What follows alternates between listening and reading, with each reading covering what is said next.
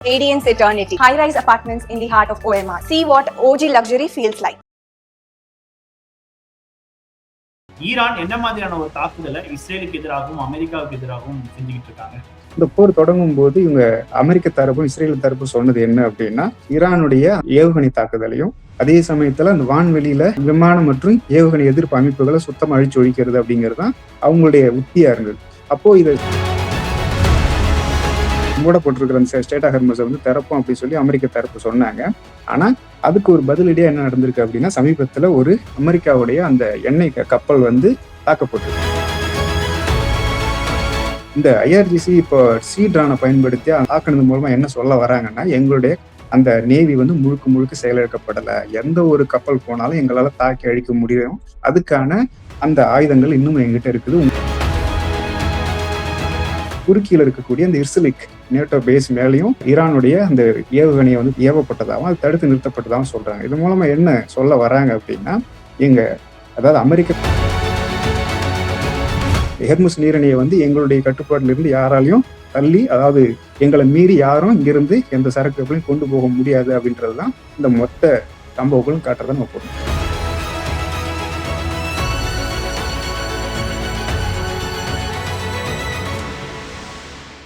மின்னம்பலம் நேயர்களுக்கு வணக்கம். நான் விஷால் ஒலிவர். இன்றைய நேர்காணலில் நம்மோடு இணைந்திருக்கிறார் உலக செய்தி பகுப்பாய்வாளர் திரு பாஸ்கர் செல்வராஜ் அவர்கள். வணக்கம். வணக்கம். மேற்காசியா போர் கிட்டத்தட்ட 2 வாரங்கள் முடிய இருக்கக்கூடிய சூழல்ல ஈரான் அதிபயங்கரமான தாக்குதலை இஸ்ரேலுக்கு எதிராகவும் அதே போல அமெரிக்காவுக்கு எதிராகவும் குறிப்பா மத்திய கிழக்குல நிறைய ஒரு தாக்குதல்களை நடத்திக்கிட்டு இருக்காங்க. சோ சமீப அப்டேட்ஸ் படி ஈரான் என்ன மாதிரியான ஒரு தாக்குதலை இஸ்ரேலுக்கு எதிராகவும் அமெரிக்காவுக்கு எதிராகவும் செஞ்சுக்கிட்டு இருக்காங்க? நம்ம இந்த போர் தொடங்கின முதல்ல இருந்து என்ன நடந்துட்டு இருந்தது பார்த்தோம் அப்படின்னா, அந்த மேற்காசியாவில் இருக்கக்கூடிய அமெரிக்க படைத்தளங்கள் இருக்கக்கூடிய அந்த 5 ஜிசிசி நாடுகள் மீது தாக்குதல் நடத்துறது, அதன் பிறகு பார்த்தீங்க அப்படின்னா இஸ்ரேல் மீது தாக்குதல் நடத்துறது, குறிப்பா அந்த ரேடார்களை அழிச்சு ஒழிக்கிறது அப்படின்ற அந்த உத்தியை கையில் எடுத்தாங்க. அதுல கிட்டத்தட்ட வெற்றி பெற்றிருக்கிறாங்க. இப்போ இன்னைக்கு வந்து ஜிசிசியில் இருக்கிற எல்லா அந்த படைத்தளங்களும் வந்து செயலிழக்கப்பட்டிருக்கு. அதே சமயத்துல இஸ்ரேல் மீதான தாக்குதல் தொடர்ந்து அந்த செய்திகள் வந்தவொன்னு இருக்கு, எவ்வளவு தூரம் அது பாதிப்புகளை ஏற்படுத்துதுன்னு சொல்லி பார்த்துட்டு இருக்கிறோம். இதுக்கு அடுத்த கட்டமா இப்ப என்ன அப்படின்னா, இப்போ இந்த முதல் கட்டமா இந்த ஈரானுடைய அந்த ஆட்சி மாற்ற அந்த தடுத்து நிறுத்திட்டு, அதே சமயத்துல ஈரான் மீது தாக்குதல் நடத்துறதுக்கு தேவையான இருக்கக்கூடிய அத்தனையும், அதாவது அந்த ஈரானை சுத்தி இருக்கக்கூடிய படைத்தளங்களையும் அந்த ஈரான் எதிர்த்தாக்குதல் நடத்துறத வந்து தடுக்கிறதுக்காக இருக்கக்கூடிய ரேடார்களையும் அதை வந்து அழிச்சது மூலமா தன்னோட முதல் கட்டத்துல அந்த என்ன மாதிரியான தற்காப்பு செய்யணும், தாக்குதலுக்கு என்னென்ன மாதிரியான வேலைகளை செய்யணும் அப்படின்றத தெளிவா செஞ்சு முடிச்சுட்டாங்க. இப்ப அடுத்த கட்டம், இப்ப தொடர்ந்து தாக்குதல் நிற்கல, தொடர்ந்து ஈரான் மீதான தாக்குதல் தொடர்ந்து நடந்துகிட்டு தான் இருக்கு. அப்போ அதை எப்படி தடுத்து நிறுத்துறது அப்படின்றதான் இப்ப ஈரான் முன்னெடுக்கிற சவால். அப்போ எதுக்கு என்ன செஞ்சிருக்கிறாங்க அப்படின்னா, இப்ப சமீபத்துல ஈராக்கோட வான்வெளி பரப்புல ஒரு KC-130 அப்படின்னு சொல்லக்கூடிய எரிபொருள் நிரப்பக்கூடிய ஒரு டேங்கர் விமானத்தை வந்து வீழ்த்தினதா ஐஆர்ஜிசி சொல்லுது. அது 2 அந்த டேங்கர் விமானங்கள் வந்து அதில் ஈடுபட்டதாகவும், அது வந்து நட்பு ரீதியான வந்து தாக்குதலோ இல்ல வந்து ஒரு எதிரியான தாக்குதலோ இல்லை அப்படின்றதான் சொல்லியிருக்காங்களே தவிர, அதே சமயத்துல அங்க ஒரு டேங்கர் வந்து சுட்டு வீழ்த்தப்பட்டிருக்கு, இல்ல வந்து அது வந்து உடஞ்சு நொறுங்கி இருக்கு அப்படின்னு சொல்லி உறுதி செஞ்சிருக்கிறாங்க அமெரிக்க தரப்பு. ஆனா வந்து அதை முழுமையா சொல்லலை, ஏன் நடந்ததுன்னு சொல்லி முழுமையா சொல்லலை. ஐஆர்ஜிசி என்ன சொல்றாங்கன்னா, அது நாங்க தான் வந்து வீழ்த்தினோம். குறிப்பா ஈராக்ல இருக்கக்கூடிய அந்த பிஎம்சி அந்த பாப்புலர் மொபிலைசேஷன் யூனிட் என்ன பண்ணிருக்காங்கன்னா, தோளில் சுமந்து தாக்கக்கூடிய ஒரு ஏவுகணை மூலமா அதை நாங்க வந்து வீழ்த்திருக்கிறோம் அப்படின்னு சொல்றாங்க. அதுல 6 நபர்கள் இருந்ததாகவும் 6 நபர்களும் கொல்லப்பட்டிருக்கலாம் அப்படின்னு சொல்றாங்க.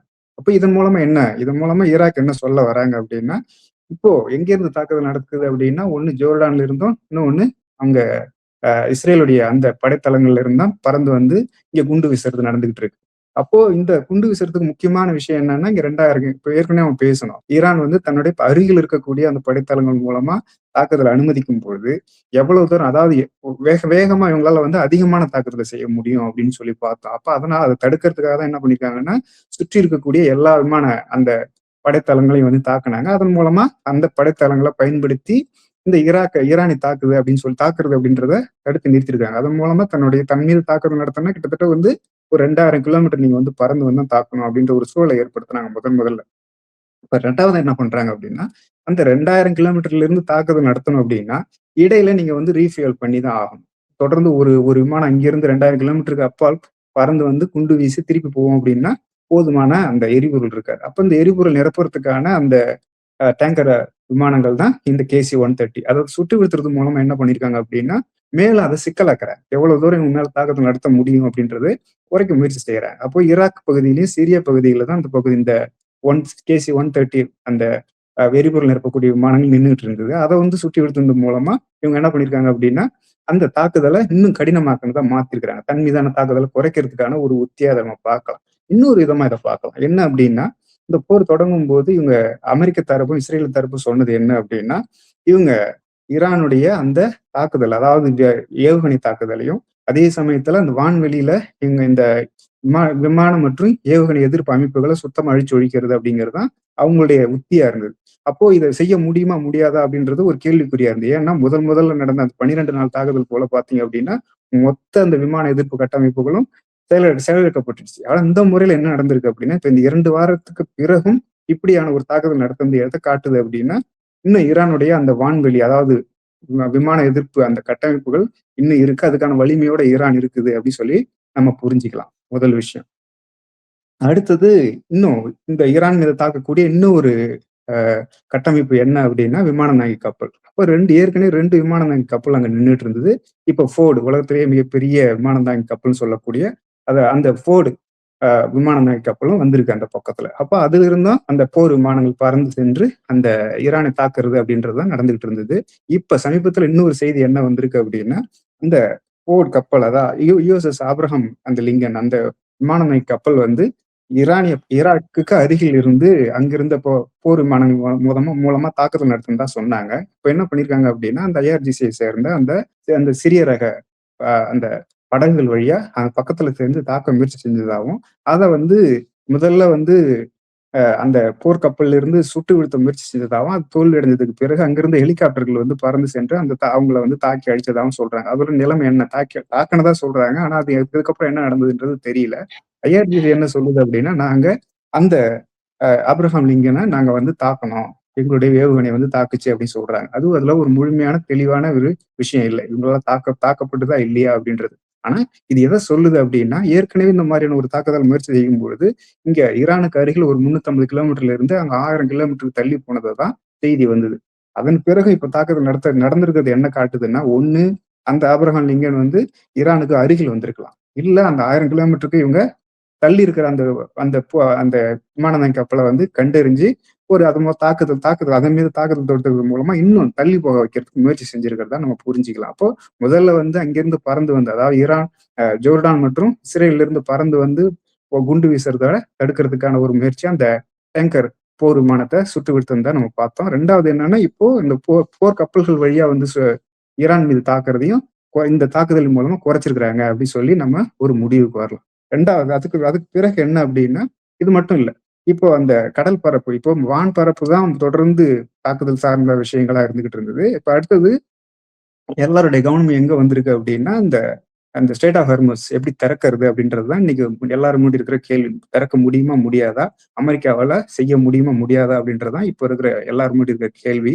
அதுக்கு என்ன பண்ணியிருக்காங்க அப்படின்னா, நாங்க வந்து எங்களுடைய பாதுகாப்பு வழங்குவோம். போர்க்கப்பல்கள் மூலமா நாங்க வந்து ஒரு பாதுகாப்பு வழங்குவோம். அது அந்த ஸ்ட்ரெய்ட் ஆஃப் ஹார்மஸ நாங்க வந்து மூடப்பட்டிருக்கிற அந்த ஸ்ட்ரெய்ட் ஆஃப் ஹார்மஸ வந்து திறப்போம் அப்படின்னு சொல்லி அமெரிக்க தரப்பு சொன்னாங்க. ஆனா அதுக்கு ஒரு பதிலடியா என்ன நடந்திருக்கு அப்படின்னா, சமீபத்துல ஒரு அமெரிக்காவுடைய அந்த எண்ணெய் கப்பல் வந்து தாக்கப்பட்டிருக்கு. அது தாக்குனதுக்கு பயன்படுத்தின ஆயுதம் என்னன்னு பார்த்தீங்க அப்படின்னா, அந்த ட்ரான்ஸ். அப்போ இதுக்கு முன்னாடி நம்ம இப்போ இவ்வளவு நாளா நடந்த தாக்குதல்ல முக்கியமான விஷயமா என்னவா இருந்தது அப்படின்னா, வான் வழியா பறந்து சென்று தாக்கக்கூடிய இந்த ஷஹீத் ட்ரான்கள் தான் முக்கிய பங்காற்றுன்னு தான் நம்ம பார்த்தோம். முதல்ல இன்னொரு கடல் மேலயோ இல்ல கடலுக்கு அடியிலயோ நாங்க வந்து ட்ரான வந்து செலுத்தி போர்க்கப்பலாகட்டும், இல்ல வந்து எண்ணெய் கப்பல்களாகட்டும் என்னால வீழ்த்த முடியும் அப்படின்னு ஈரான் வந்து பதிவு செஞ்சிருக்கிறாங்க. அதன் மூலம் என்ன சொல்றாங்க அப்படின்னா, இது ஒரு கேள்வி என்ன அப்படின்னா, ஸ்ட்ரெய்ட் ஆஃப் ஹார்மோஸ் வழியா வந்து நீங்க கப்பல்கள் எல்லாம் போங்க, நாங்க பாதுகாப்பு கொடுக்குறோம் அப்படின்னு சொல்லி அமெரிக்கா வந்து சொல்லியிருந்தாங்க. அந்த ஒரு விஷயம் வந்து நடக்கவே இல்லையா அந்த இடத்துல? அதுதான் நம்ம பேசிட்டு இருக்கிறோம். அப்போ நம்ம அந்த மாதிரி ஒரு விஷயத்த நடக்கவே முடியாதுன்றத காட்டுறதுக்கான ஒரு விஷயமா தான் நம்ம பார்க்குறோம். ஏன் அப்படி சொல்றாங்க அப்படின்னா, தொடர்ந்து அதிபர் ட்ரம்ப் என்ன சொன்னாரு அப்படின்னா, அந்த ஈரானுடைய நேவி முற்றிலுமாக அழித்து ஒழிக்கப்பட்டது.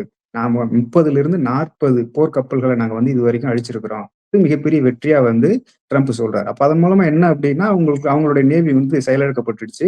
எங்களால வந்து ஸ்ட்ரெய்ட் ஆஃப் ஹார்மஸ வந்து திறக்க முடியும் அப்டின்றதுக்கு தான் ஒரு ஒரு சமிக்கையா தான் நம்ம புரிஞ்சுக்கலாம்.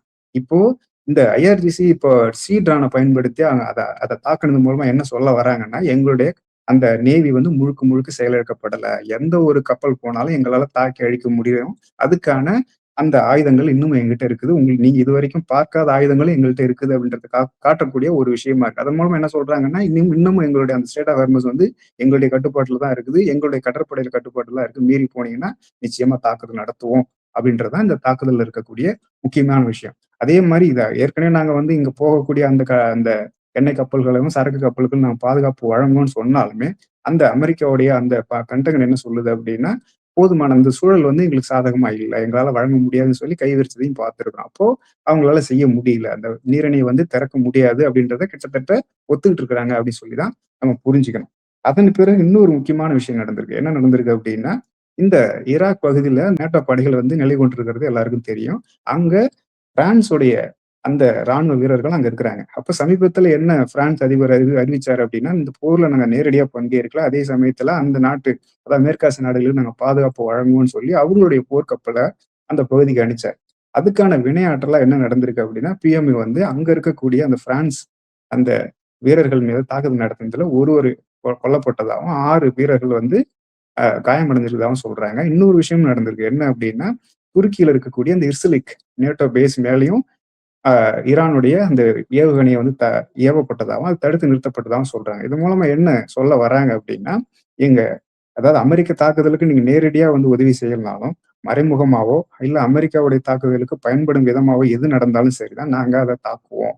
அப்போ ஏற்கனவே ஜிசிசி நாடுகள தாக்குனதும் அதே நோக்கத்துல தான் வந்து ஈரான் தாக்குச்சு.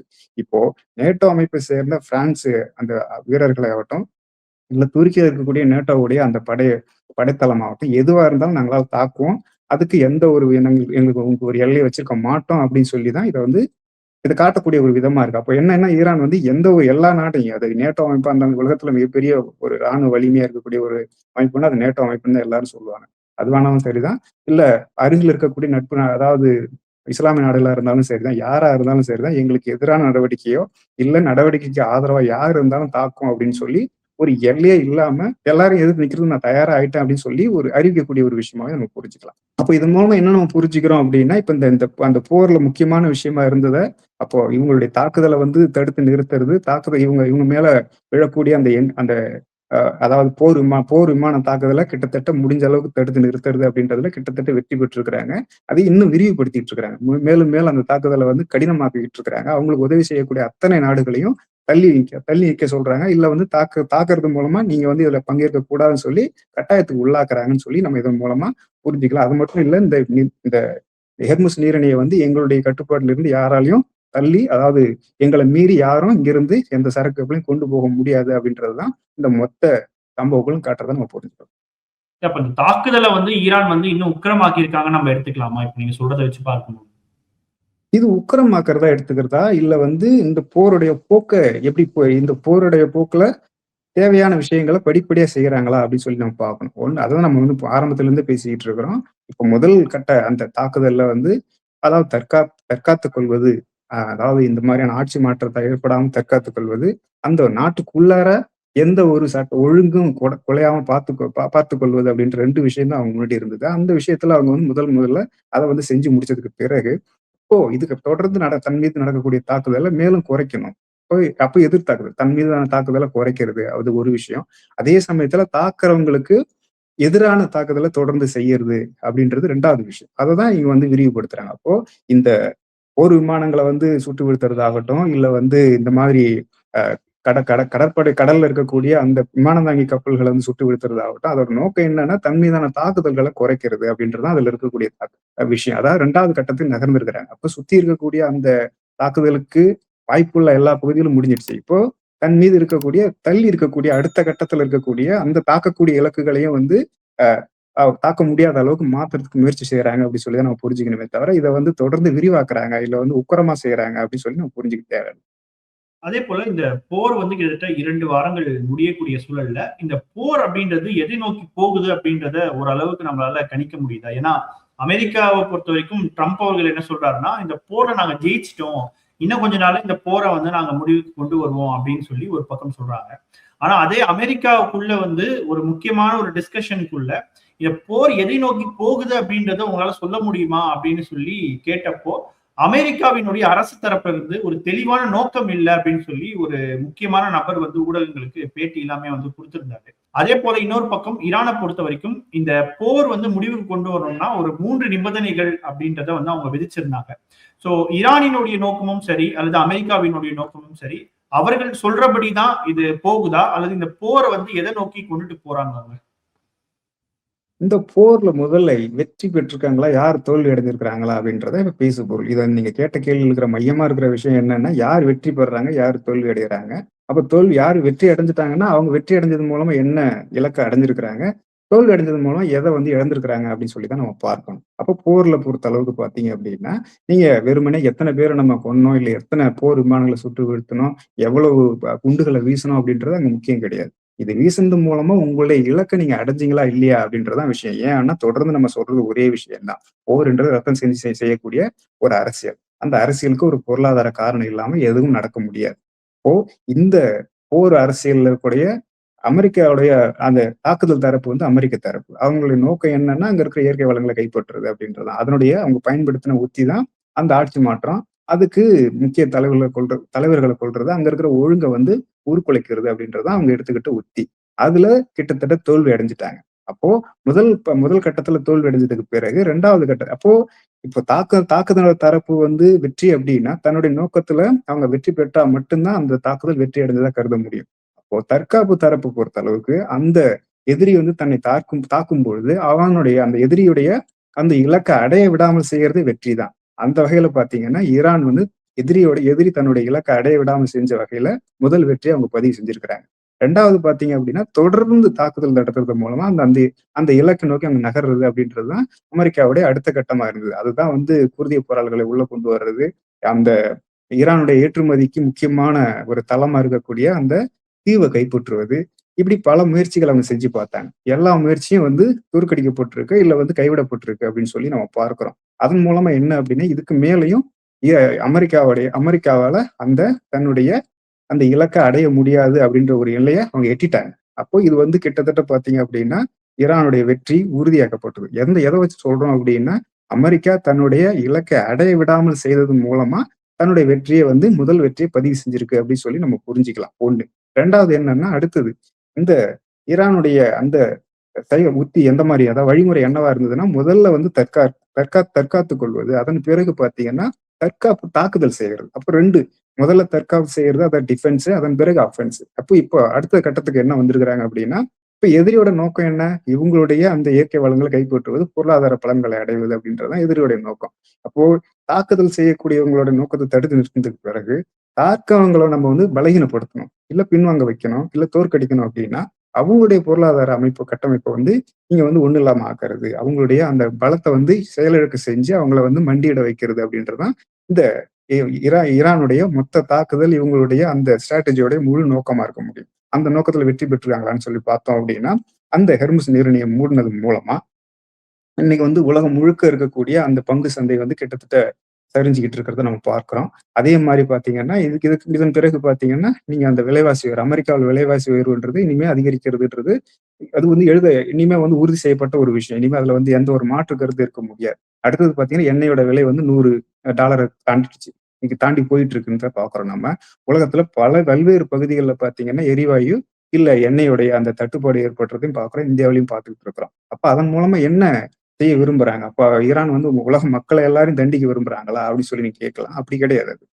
இவ்வளவு நாளா வந்து நீங்க அப்படி தண்டிக்கிறாங்கன்னு சொல்லி நமக்கு அத கொஞ்சம் புரிஞ்சுக்க தேவையில்ல. நமக்கு ஒரு நல்ல ஒரு பாடம் கத்துக் கொடுக்குறாங்கன்னு சொல்லி கூட புரிஞ்சுக்கலாம். என்ன சொல்ல வராங்க அப்படின்னா, இப்போ ஈரானை தாக்கும்போது நம்மளுடைய எதிர்வினை என்னவா இருந்தது? எனக்கு என்ன யாரோ தாக்குறாங்க எனக்கு என்னன்ற மாதிரிதான் இருந்துச்சு. நம்மளுடைய சுயநல நோக்கம் தான் அங்க வந்து என்ன தாக்காத வரைக்கும் எனக்கு அதுக்கு சம்பந்தம் இல்லைன்ற மாதிரிதான் இருந்துச்சு. அப்போ இந்த அந்த நீரிணையை மூடினது மூலமா நமக்கு எரிபொருள் தட்டுப்பாடு வந்ததுக்கு பிறகுதான் நம்ம என்ன யோசிக்கிறோம்? அது வந்து சரியா தப்பா அப்படின்னு சொல்லி அந்த பக்கமே நம்மளுடைய கவனத்தை திருப்புறோம். அப்ப அந்த வகையில பாத்தீங்கன்னா நம்மளுடைய சுயநல எண்ணத்தின் மீது ஒரு தாக்குதலா கூட புரிஞ்சுக்கலாம். ஆனா அது நோக்கம் கிடையாது அவங்களுடைய நோக்கம். இப்போ யாரெல்லாம் எண்ணெய கொண்டு போக முடியாதுன்னு சொல்றாங்க அப்படின்னா, அமெரிக்க நாடுகளுக்கும், அமெரிக்காவுடைய அணி நாடுகளுக்கும் தான் நாங்க வந்து எண்ணெய் குடுக்க மாட்டோம். அது எண்ணெய் கொண்டு செல்றதுக்கு அனுமதிக்க மாட்டோம். மற்றவங்க வந்து போகலாம் அப்படின்னு சொல்லி தான் சொல்றாங்க. குறிப்பா சீனா, வங்கதேசம் போன்ற நாடுகளுக்கு வந்து என்ன பண்றாங்க, அவங்க நீங்க அதாவது இன்னொரு பாகிஸ்தான் கூட ஒரு எண்ணெய் கப்பல கொண்டு வந்தா சொல்றாங்க. அப்போ அவங்களுக்கெல்லாம் அந்த நீரிணை வந்து திறந்து தான் இருக்குது. அப்போ இந்த அமெரிக்கா மற்றும் அதோட அணி நாடுகளுக்கு தான் இத வந்து நாங்க வந்து மறுக்கிறோம் அப்படின்றது மூலமா என்ன சொல்ல வராங்கன்னா, அமெரிக்காவுடைய பொருளாதாரம்ன்றது அமெரிக்காவ மட்டும் சார்ந்து இல்ல. அந்த அமெரிக்க அணி நாடுகளுடையும் அங்க இருக்கக்கூடிய எல்லா உற்பத்தியும் யாரோட கட்டுப்பாடுல இருக்குன்னா, டாலரோட கட்டுப்பாட்டுல தான் இருக்கு. அப்போ எண்ணெய் விலையை உயர்த்துனது மூலமா டாலருக்கு ஒரு நெருக்கடி ஏற்படுத்துவது 1. 2வது என்னன்னா, இந்த எண்ணெய் அதாவது அந்த டாலரை பயன்படுத்தி உற்பத்தி நடக்கக்கூடிய அந்த அணி நாடுகளோட உற்பத்தியை பாதிக்கிறது மூலமா, அந்த டாலரின் மீதான அழுத்தத்த கூட்டுறது, அந்த அணி நாடுகள் இந்த அமெரிக்காவுக்கு அழுத்தம் குடுத்து, அவங்கள பின்வாங்க வச்சு இந்த போர்ல வந்து வெற்றி அடையறது அப்படின்ற அந்த உத்திய பயன்படுத்திருக்காங்க. அது கிட்டத்தட்ட வெற்றி அடைஞ்சத நம்ம பார்க்கிறோம். அப்போ அந்த ஈரான் பார்த்தீங்கன்னா, தன்னுடைய தற்காப்பு தாக்குதல்லயும் வெற்றி பெற்றிருக்கிறாங்க. எதிர் தாக்குதலுக்கான நோக்கத்திலும் கிட்டத்தட்ட வெற்றி பெற்றுட்டு இருக்கிறாங்கன்னு சொல்லி தான் நம்ம பார்க்கிறோம். ஃபியூச்சரிஸ்டிக் அட்டாக்காவும் பண்ணியிருக்காங்க இல்லையா? அதுதான் நம்ம திரும்பி திரும்பி சொல்றோம். வெறுமனே நீங்க வந்து ஒரு மிலிட்டரிஸ்டிக் அட்டாக் அப்படின்றது, ராணுவ தாக்குதல் அப்படிங்கிறது, அங்க குண்டு வீசி இலக்க வந்து வெற்றிகரமா அழிக்கிறது தான் அது டாக்டிக்கலா சொல்லுவாங்க அத. அத வந்து பார்த்தீங்கன்னா, ஒரு உத்தியில நீங்க வெற்றி பெறுறீங்க அவ்வளவுதான். ஆனா, உண்மையிலேயே நீங்க வந்து உங்களுடைய ஸ்ட்ராட்டஜிலயும், உங்களுடைய நோக்கத்திலயும் வெற்றி பெறுறீங்களா அப்படின்னா, அதுல நீங்க எந்த நோக்கத்துக்காக தாக்குதல் செஞ்சீங்களோ, அதுல நீங்க வெற்றி பெறுறீங்களா இல்லையா அப்படின்றது தான் அங்க தீர்மானகரமான காரணி. அததான் நம்ம வெற்றியா தோல்வியான்னு பார்க்கணும். இப்ப சமீபத்துல ஒரு ஒரு ஒரு உதாரணத்துக்கு ஆபிரகாம் லிங்கன் மேல தாக்குதல் நடத்தியிருக்கோம். ஒரு KC-135 அந்த விமானத்த சுட்டு வீழ்த்தியிருக்கிறோன்றது வெற்றி தான். அதுல வந்து மாற்று கருத்து இருக்க முடியாது. ஆனா, அது மட்டுமே வெற்றி கிடையாது. அதன் மூலமா எங்களோட நோக்கத்துல எவ்வளவு தூரம் முன்னேறி இருக்கிறீங்க அப்படின்றது தான் முக்கியமான விஷயம்.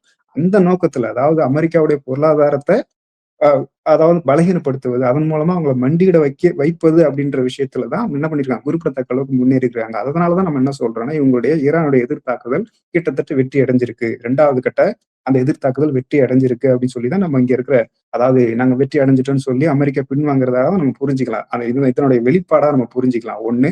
2வது என்னன்னா, இப்போ சரி இந்த மாரி நீங்க வந்து தோற்கடிக்கப்பட்டுருச்சு அப்படின்னு சொன்னா, இப்போ வந்து நீங்க ஒரு பேச்சுவார்த்தை மூலமா முடிவு கொண்டு வர முடியும். தொடர்ந்து நீங்க வந்து ஆயுதத்தின் மூலமா முடிவு கொண்டு வரதுன்றது சாத்தியமில்லாத விஷயம். இததான் நம்ம வந்து உக்ரைன் போர்லயும் பார்த்துக்கிட்டு இருக்கிறோம். அவங்களால வந்து இப்பவும் வந்து ஆயுதம் பயன்படுத்தினாலும், ரஷ்யாவால ஒரு ஒரு ஒரு முடிவு கொண்டு வர முடியல. ஏன் அப்படின்னா, நீங்க எதிரணிய வந்து இதுக்கு மேல என்னால சண்டையிட முடியாது அப்படின்னு சொல்லி மண்டியிட வைக்கிற அந்த ஒரு சூழல வந்து ரஷ்யாவால செய்ய முடியல. ஏன்னா அவங்களுடைய அந்த நோக்கம் வேற. அந்த அந்த போரிடும் முறையே வேற. அவங்க போராவே அறிவிக்கல. அத வந்து ஒரு ஸ்பெஷல் ஆப்பரேஷன் தான் சொல்றாங்க. ஆனா ஈரானை பொறுத்தளவுக்கு ஒரு போர். இப்போ போர்ல நீங்க மண்டியிட வைக்கிறது அப்படின்னும் பொழுது, அவங்கள வந்து எதிரணி எளிதா வந்து ஒத்துக்க மாட்டாங்க. அப்போ ஒத்துக்க வைக்கிறதுக்கான ஒரு சூழல உருவாக்குறது அப்படிங்கிறது அந்த அந்த பொருளாதார, அரசியல் நெருக்கடியின் மூலமா தான் செய்ய முடியும். அதுல வந்து கிட்டத்தட்ட ஈரான் வெற்றி பெற்றிருக்குது. இனிமே பார்த்தீங்க அப்படின்னா, அந்த விலைவாசி உயர்வு ஏறும்பொழுது அமெரிக்காவுல ட்ரம்புக்கு கடுமையான அரசியல் அழுத்தம்ன்றது இனிமே வந்து அதெல்லாம் உறுதியாயி போயிடுச்சு. அப்ப இடைத்தேர்தல்ல கிட்டத்தட்ட அவர் தோல்வி அடையலான்ற மாரியே சொல்றாங்க. அந்நிய நாடுகளுடைய உற்பத்தியும் கிட்டத்தட்ட பாதிக்கப்பட்டதால அமெரிக்காவுக்கு கடுமையான நெருக்கடி. இது மூலமா இன்னொரு விஷயம் நடந்திருக்கு. என்ன அப்டின்னா, இந்த போர்ல ஈரான் வந்து அமெரிக்காவ தோற்கடிச்சதா இல்லையான்றது வேற விஷயம். இந்த போர் வந்து எத நோக்கி போகும் அப்டின்றத ஒரு பேச்சுவார்த்தை நீங்க சொன்ன மாதிரி பெசஷ்கின் என்ன சொல்லியிருக்காரு, அதிபர் என்ன சொல்லியிருக்கிறாருன்னு 3 நிபந்தனை விதிச்சிருக்கிறாரு. ஒண்ணு என்ன அப்டின்னா, எங்களுக்கு வந்து அணு ஆயுத உரிமை. தெரிவிடுறதுக்கும், அந்த தொழில்நுட்பத்த கைக்கொள்றதுக்குமான உரிமை எங்களுக்கு வேணும். 2வது எங்க மேல தாக்குதல் நடத்துறதுக்கான, அந்த தாக்குதலுக்கான அந்த எங்களுக்கு வந்து காம்பன்சேஷன் நீங்க தரணும். 2 3வது உலக நாடுகள் எங்களுக்கு வந்து இனிமே தாக்குதல் நடத்தாது அப்படின்னு சொல்லி உறுதி வழங்கணும்ன்ற 3 நிபந்தனைகள் விதித்திருக்கிறாங்க. ஆனா இந்த நிபந்தனைகள் எப்படி செயல்படுத்தப்படும்ன்றது நமக்கு தெரியல. இந்த போர் இந்த பேச்சுவார்த்தை எப்படி போகும்? இது முடிவடையும்ன்றது ஒரு கேள்விக்குறியா இருக்கும்பொழுது, அந்த உக்ரைன் போர் கிட்டத்தட்ட பார்த்தீங்கன்னா, எடுத்த நோக்கத்துல தோல்வி அடைஞ்சுகிட்டு இருக்கு. இந்த போரோட வெளிப்பாடா பார்க்கிறோம். எத வச்சு சொல்றோம் அப்டின்னா, இன்னைக்கு ரஷ்யா மேல வந்து ஒரு எண்ணெய் ரஷ்ய எண்ணெய் உலகம் முழுக்க விற்கிறதுக்கு என்ன பண்ணாங்கன்னா, ஒரு பொருளாதார தடை தடை விதிச்சாங்க. இப்ப இன்னைக்கு பார்த்தீங்கன்னா, இந்த நெருக்கடியால அந்த பொருளாதார தடையை நீக்கியிருக்காங்க. நீக்குன்றது வந்து நம்ம எப்படி சொல்றோம்? அந்த போர வந்து பாதிக்குதுன்னு எப்படி சொல்றோம் அப்டின்னா, இந்த போர்ல எப்படி வந்து எரிவாயு எண்ணெய் வளங்கள் தான் முக்கியமோ, அந்த உக்ரைன் போர்லயும் எரிவாயு எண்ணெய் வளங்கள் தான் முக்கியம். அப்போ அவங்கள சந்தைப்படுத்த முடியாத அளவுக்கு முடக்குனது மூலமா அந்த பொருளாதாரத்த முடக்குறது. அதன் மூலமா அவங்க அந்த எரிபொருள் எண்ணெய் சந்தை இல்லாமல் செய்வது அப்படின்றது தான் அந்த போர்ல இருக்கிற அடிப்படையான விஷயம். அப்போ அவங்க மேல இருக்கிற அந்த பொருளாதார தடைய விலக்கும் பொழுது, இப்ப எதுல வந்து அவங்க எண்ணெய் விப்பாங்க? டாலர்ல விக்க போறாங்க? நிச்சயமா கிடையாது. டாலர் அல்லாத நாணயங்கள் தான் விற்பாங்க. அப்போ இவங்களுடைய இடத்துக்கு எந்த நோக்கத்துக்காக இவங்க போருக்கு போனாங்களோ அதுவே தோல்வி அடைஞ்சிடுச்சு. அப்போ ஒரே நேரத்துல 2 போரை தொடங்குனது மூலமா அமெரிக்கா ஒரு ஒரு புதகுவில சிக்கிடுச்சு. அப்போ எடுத்துக்கிட்ட எல்லா போர்லயும் தோல்வி அடைஞ்சுட்டு இருக்கு அப்படின்னு சொல்லி தான் நம்ம இதை புரிஞ்சுக்கிறோம். முக்கியமா ஈரானை பொறுத்த அளவுக்கு 2 நோக்கத்திலும் வெற்றி அடைஞ்சிருக்கிறாங்க. முதல் தன் மீதான தாக்குதலை தடுத்து நிறுத்தி எதிரியை தன்னுடைய இலக்கை அடைய விடாம செய்யறதுல முதல் நோக்கத்துல வெற்றி.